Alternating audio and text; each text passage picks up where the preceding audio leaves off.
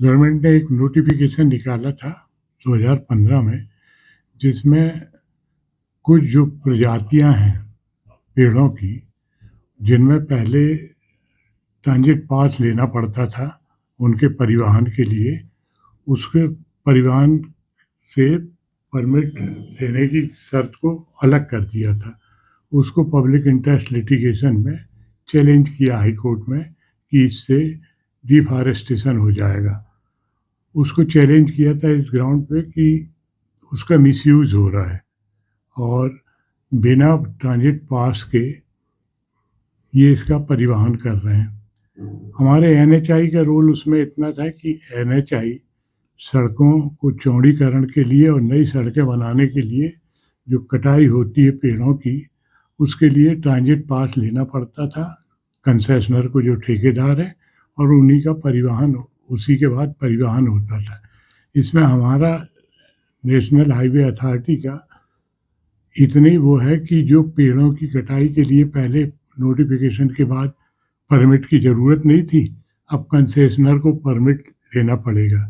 NHI का जहाँ तक सवाल है, तो एनएचआई जो भी पेड़ काटे जाते हैं उनको फॉरेस्ट डिपो में डिपॉजिट किया जाता है और उसके हिसाब से उनकी कीमत निर्धारित की जाती है और उनका परिवहन किया जाता है, बेचा जाता है वो जो।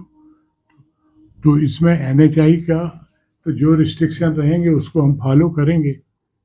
यदि परमिशन लेना, वैसे भी एक उच्च स्तरीय कमेटी है जिसमें काफ़ी लोग रहते हैं, केंद्र शासन के और राज्य शासन के लोग और फॉरेस्ट डिपार्टमेंट के लोग होते हैं।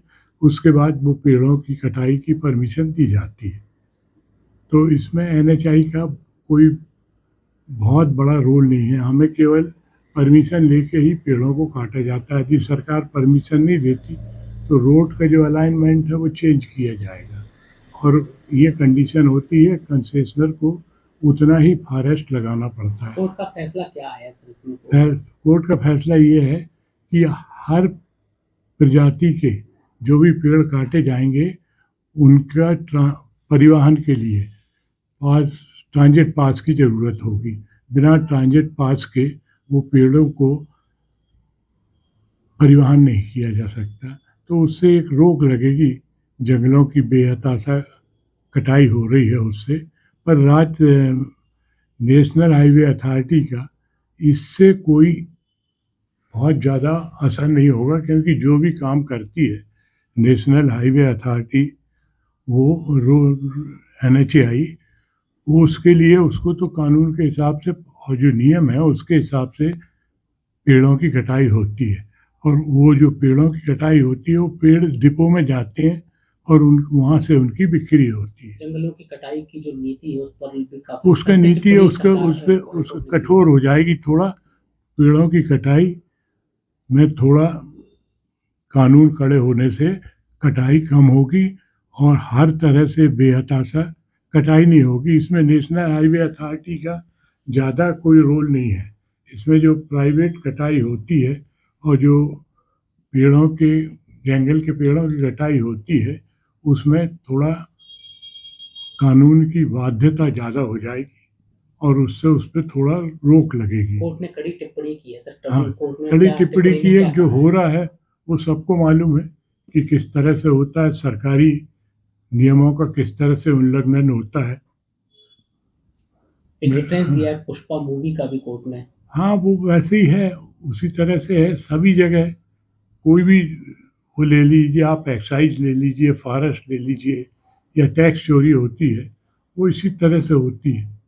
उसके लिए तो जो सरकारी मशीनरी है उसको स्ट्रिक्ट होना पड़ेगा और नियम कायदे हैं वो स्ट्रिक्ट होने पड़ेंगे, उनका कड़ाई से पालन होना चाहिए। असल में क्या है कि कोई भी कानून बन तो जाता है लेकिन उसका कड़ाई से पालन नहीं होता तो उससे मिसयूज होता है। फिल्म को लेकर क्या कहा था कोर्ट ने? फिल्म का रेफरेंस दिया है कोर्ट ने उसको एक उदाहरण दिया है कि इस तरह से जिस फिल्म में चंदन की लकड़ी की तस्करी हुई है, वैसे मध्य प्रदेश में जंगली वनोपज जो है, मेजर फॉरेस्ट प्रोड्यूस, उसकी चोरी हो रही है। इसका कुछ असर होगा प्रदेश में अब कटाई?